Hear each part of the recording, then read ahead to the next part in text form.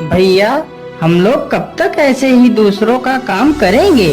हम चारों इतने बुद्धिमान हैं, फिर भी ऐसे ही गांव में कब तक पड़े रहेंगे? चलो भैया, कहीं शहर चलते हैं। हाँ हाँ, बुद्धिराम भैया ठीक कह रहे हैं। चलो कहीं शहर चलते हैं और वहीं पर काम करते हैं। अच्छा अच्छा, ठीक है। हम लोग कल सुबह ही शहर के लिए निकलेंगे।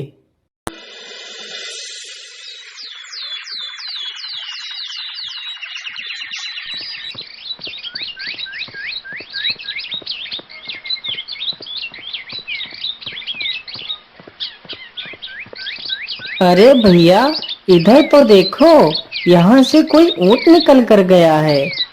हाँ हाँ भाई, ऊँट तो निकल कर गया है, लेकिन ऊँट एक आंख से काना है। हाँ भाई, ऊँट तो काना है, लेकिन ऊँट पर बैठा कोई जनाना है। उन चारों की बातें गांव का एक आदमी सुन रहा था।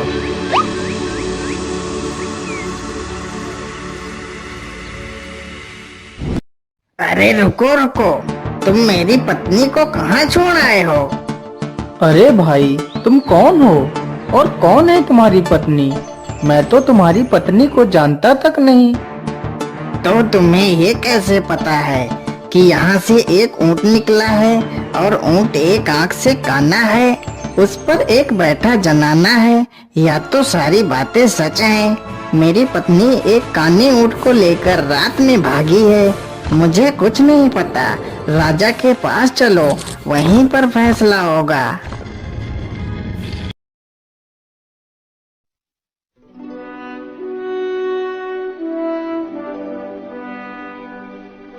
कौन हो तुम लोग और इसकी पत्नी को कहाँ छिपाया है तुम लोगों ने? नहीं महाराज, हम तो इसकी पत्नी को जानते तक नहीं।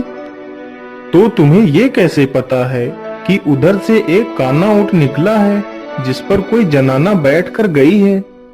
महाराज, हम चारों भाई आज सुबह ही घर से नौकरी की तलाश में शहर के लिए निकले थे। तभी मैंने देखा कि जमीन पर ऊँट के पैर के निशान बने थे, तो मैंने जान लिया कि इधर से कोई ऊँट निकला है। अच्छा ठीक है, तो तुम बताओ, तुम्हें कैसे पता चला कि ऊँट एक आंख से अंधा है? महाराज, मुझे यह बात ऐसे पता चली कि ऊँट को जिस आँख से दिखाई दे रहा था, तो ऊँट सिर्फ उसी तरफ घास खाते हुए गया है। यदि वह अंधा ना होता तो दोनों तरफ घास खाते हुए जाता। हाँ हाँ, यह बात भी सत्य है। अच्छा ये बताओ, तुम्हें ये कैसे पता चला कि ऊँट पर कोई महिला बैठी है? महाराज, हमें यह बात ऐसे पता चली कि जब ऊँट घास खा रहा था, तो ऊँट महिला के डांटने से धीरे धीरे आगे बढ़ रहा था। यदि कोई पुरुष ऊँट की सवारी कर रहा होता, तो ऊँट न दाएं घास खाता और न बाएं खाता। आदमी खींच कर एक हंटर मारता, तो ऊँट घोड़े की तरह भागता। हाँ हाँ, यह बात भी सत्य है।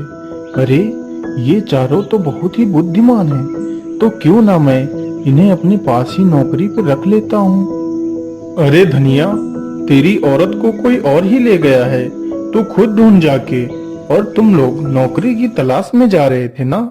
हाँ महाराज, हम चारों नौकरी के लिए जा रहे थे। यदि मैं तुम लोगों को नौकरी दूं, तो करोगे?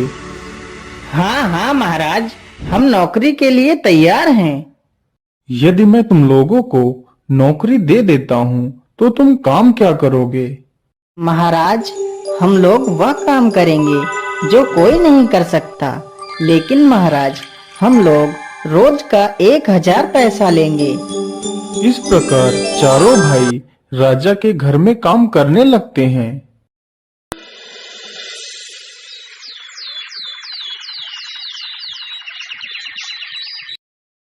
महाराज, पता नहीं लाश कहाँ गायब हो गई। हम लोग तो वहीं पहरा दे रहे थे, फिर भी पता नहीं लाश को कौन ले गया। उस गांव का यह नियम था, यदि किसी की मृत्यु हो जाती थी, तो उसके शव को गांव के बाहर जंगल में रखवा दिया जाता था और राजा अपने पहरेदार लगा देता था, लेकिन शव फिर भी गायब हो जाता था।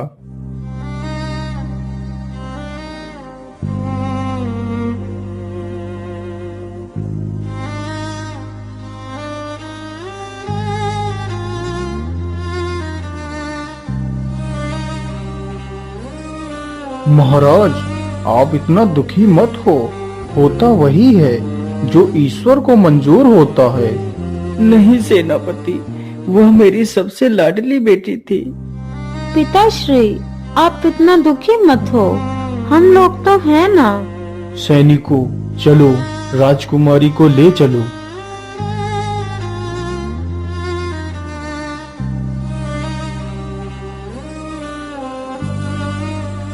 अरे लल्लू, यह महाराज भी ना हम लोगों को ही पहरेदारी के लिए भेज देते हैं और वह चारों भाई आराम से पड़े पड़े 1000 पैसा रोज लेते हैं।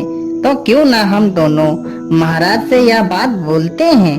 वैसे भी हम लोगों के रहते हुए भी 100 गायब हो जाता है, तो क्यों ना हम यह कार्य उन चारों को सौंपें। चलो महाराज के पास चलते हैं। बात तो ठीक कह रहे हो तुम दोनों। हमने यह पहले क्यों नहीं सोचा।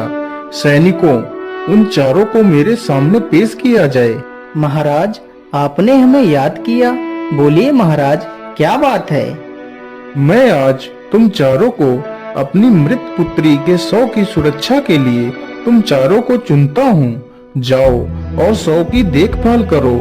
सुबह तक हमें वह 100 सही सलामत चाहिए। अरे बड़े भैया, इस प्रकार यदि हम चारों लोगों ने रात भर पहरा दिया तो परेशान हो जाएंगे। हम ऐसा करते हैं कि बारी बारी से सभी लोग सो लेते हैं। हाँ हाँ, ये सही रहेगा। हम लोग ऐसा ही करते हैं। तो बड़े भैया, पहले आप पहरा दो और हम तीनों लोग सो लेते हैं। फिर तीनों भाई सो जाते हैं और बड़ा भाई पहरा देने लगता है।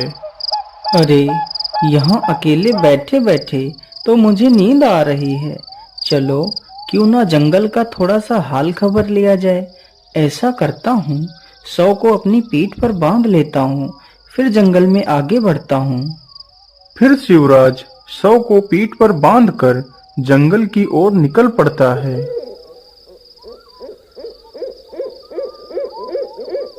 अरे, यह बूढ़ी औरत क्या तोड़ने की कोशिश कर रही है।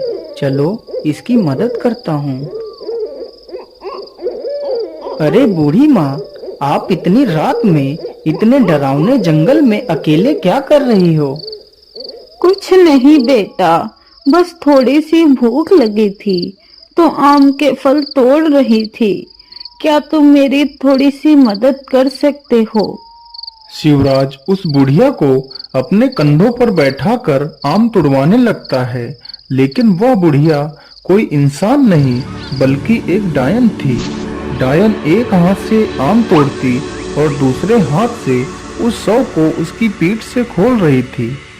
अरे ये क्या, यह बूढ़ी माँ तो मेरी पीठ पर बंधी लाश खोल रही है। जरूर यह कोई बुरी शक्ति है। अरे अरे बूढ़ी माँ, आप ये क्या कर रही हो।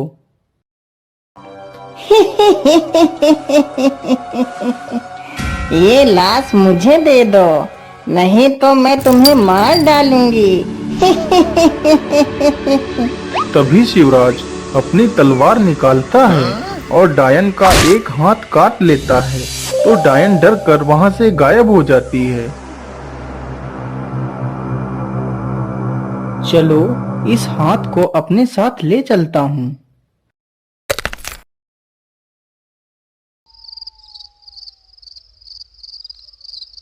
अरे बुद्धिराम, चलो अब उठ जाओ और 100 की देखभाल करो।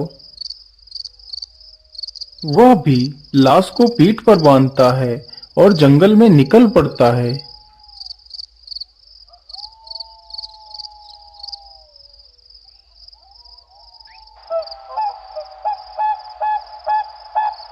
अरे ये आदमी कौन है।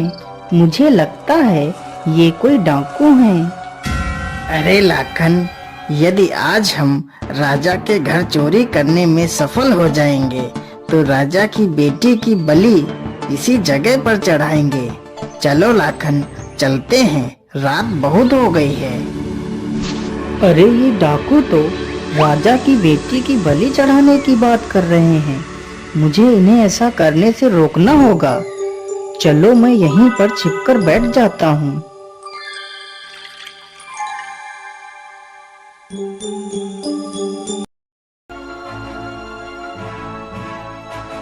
जाओ लाखन, और इसकी बलि गुफा में चढ़ा दो। तब तक हम यहीं पर बैठे हैं।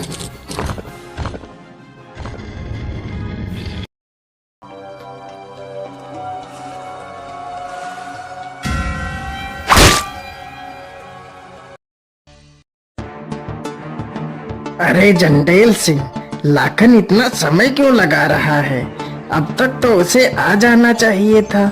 जंडेल, तुम जाकर देखो, तब तक मैं खजाने को देखता हूँ।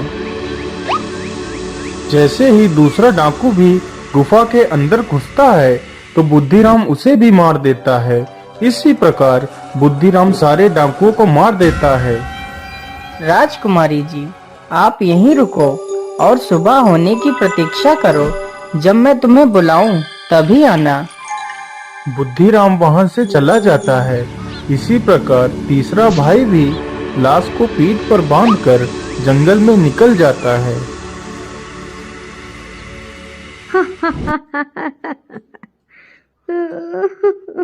अरे, यह बूढ़ी औरत पहले तो हंसती है और फिर बाद में रोने लगती है। चलो इससे इसकी परेशानी पूछते हैं। अरे माँ जी, पहले आप हंसती हो और फिर बाद में रोने लगती हो, इसका क्या कारण है माता जी? बेटा, मैं एक डायन हूँ। मैं रोती इसलिए हूँ कि कल इस राज्य के राजा की मृत्यु हो जाएगी, और हंसती इसलिए हूँ कि जब राजा मरेगा तो उसे इसी जंगल में रखा जाएगा और हम उसके मांस को खाएंगे। लेकिन माता जी, कल राजा की मृत्यु होगी कैसे, जबकि राजा तो बिल्कुल स्वस्थ है? बेटा, राजा के जूतों के अंदर एक सर्प बैठा है। कल सुबह जब राजा उन जूतों को पहनेंगे तो सर्प उसे डस लेगा तो राजा मर जाएगा। अरे नहीं नहीं, मुझे राजा को बचाना ही होगा।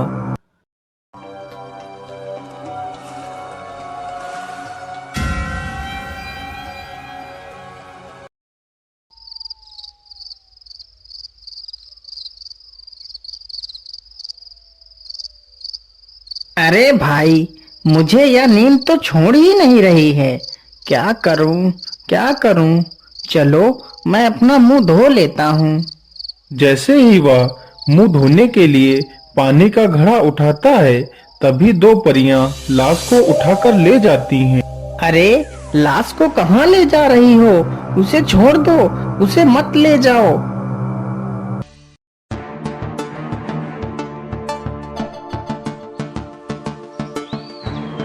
अरे बहन, इस लाश को यहीं रख दो, हम इसे जीवित करते हैं।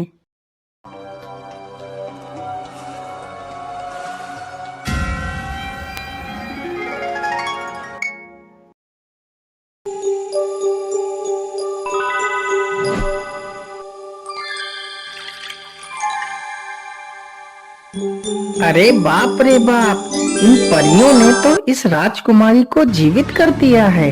क्या करूं, क्या करूं? चलो इनका जादुई कम्बल उठाकर छिपा देता हूँ।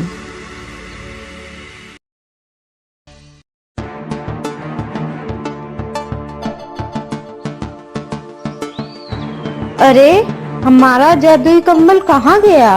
अब हम अपने घर वापस कैसे जाएंगे? तुम्हारा जादुई कम्बल मेरे पास है।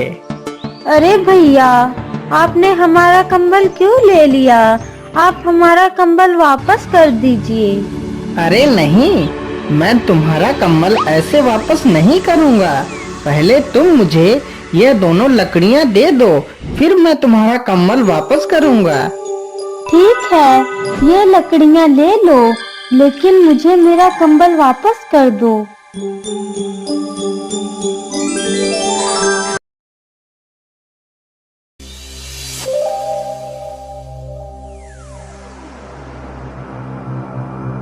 ये तो बड़े आश्चर्य की बात है कि तुम चारों लोगों ने मेरे बेटी के शव को सुरक्षित रखा। महाराज, आप अपनी बेटी को जिंदा देखना चाहते हो या मृत देखना चाहते हो? क्या मतलब? मेरी बेटी जिंदा हो सकती है, लेकिन ये कैसे संभव है? महाराज, कुछ भी संभव हो सकता है। ये देखिए महाराज। इसी प्रकार चारों भाइयों ने अपने साथ घटित हुई घटनाओं के बारे में राजा को बताया, तो राजा बहुत ही हैरान हो जाता है। जब राजा उन सारी बातों की पुष्टि करता है तो सारी बातें सच साबित होती हैं। आप लोगों ने तो मेरे परिवार को उजड़ने से बचा लिया। मैं आपका ये एहसान कभी नहीं चुका सकता, इसलिए मैं तुम चारों के साथ अपनी चारों राजकुमारियों का विवाह करना चाहता हूँ।